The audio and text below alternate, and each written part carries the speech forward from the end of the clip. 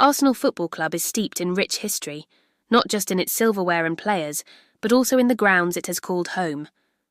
The journey from a modest pitch in southeast London to the ultra-modern Emirates Stadium mirrors the club's transformation into one of the giants of English football. Let's take a walk through time and explore the iconic stadiums that have defined Arsenal's legacy. Arsenal's story begins in southeast London, where the club was founded in 1886 as Dial Square by workers at the Royal Arsenal in Woolwich. The club soon became known as Royal Arsenal and later Woolwich Arsenal. Their first proper home was the Manor Ground in Plumstead, which they occupied from 1888. Though basic and often criticised for its poor location and low attendances, Manor Ground was significant as Arsenal's first real home. Woolwich Arsenal became the first southern club to join the Football League in 1893, but despite their groundbreaking status, financial difficulties and low matchday revenue plagued the club.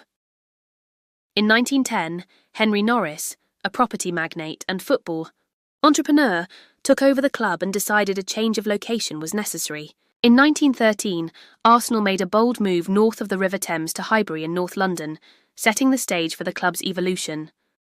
Officially known as Arsenal Stadium, Highbury became synonymous with the club's identity.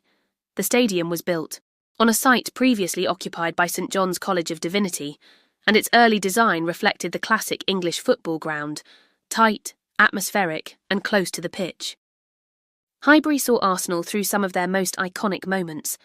Under Herbert Chapman in the 1930s, the club rose to dominance, winning multiple league titles.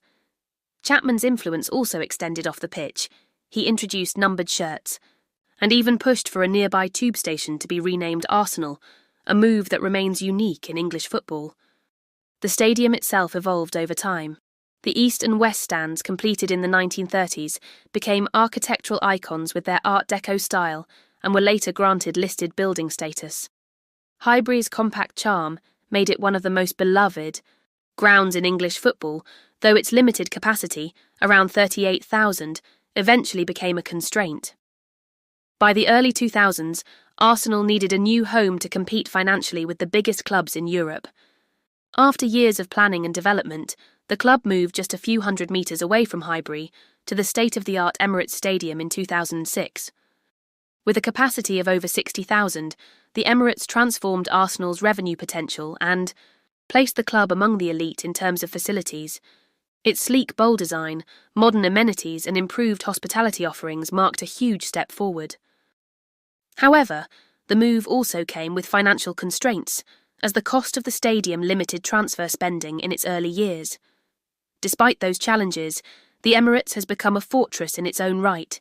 It has hosted countless unforgettable matches, seen the rise of stars like Cesc Fabregas, Alexis Sanchez and Bukayo Saka, and now echoes with the voices of a new generation of supporters.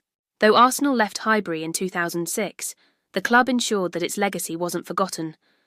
The Highbury Square redevelopment transformed the old stadium into luxury apartments, preserving the iconic East and West stands as part of the design. The pitch was turned into a communal garden, forever marking the site where footballing magic once unfolded. From the humble surroundings of Manor Ground to the roaring stands of the Emirates, Arsenal's stadiums have reflected the club's growth, ambition and innovation. Each ground tells a story, not just of football, but of the club's deep connection to its fans and its city. As Arsenal continues to challenge for top honours both domestically and in Europe, the Emirates stands tall, a symbol of a proud past and a bold future.